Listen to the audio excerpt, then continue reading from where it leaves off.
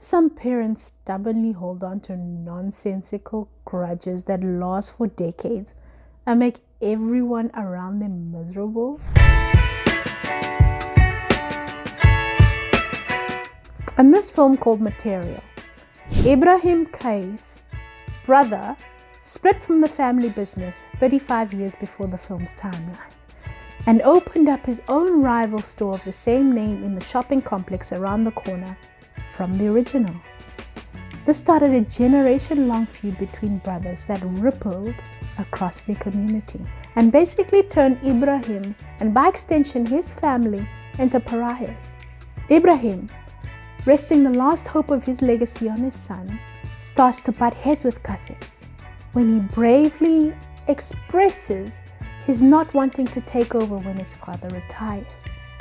This is the story of how Qasim Kaif and his family find their way to living their truth. With such a heavy premise, you'd be surprised to find out that this film is a comedy if you haven't seen it before. But less than 5 minutes in, I was already laughing out loud.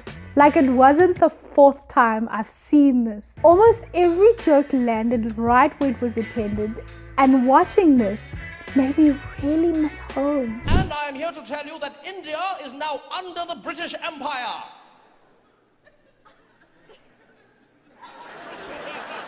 And I'm glad that I can tell you that India is exactly where it was yesterday. There's something about South African comedians that makes me believe they are some of the funniest in the world. I think it comes down to a very particular expressiveness, paired with an unmatched flippancy.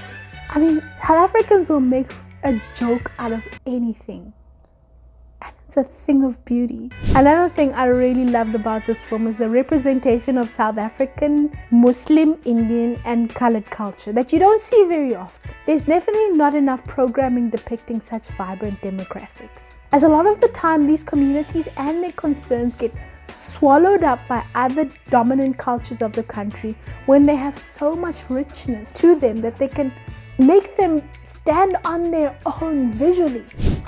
Stand-up portions, which looked like they were added as filler though for the rest of the film, were its only shortcoming, as I think in the end there was too many of them, and it ended up making the film look a little like an indulgent amateur stand-up comedy special with some acted scenes shoved cohesively in between to weave the film together. That aside, the short form comedy zingers written in a larger narrative were masterful to watch, and the story wouldn't have been dynamic without them. I loved how natural the delivery of the actors was.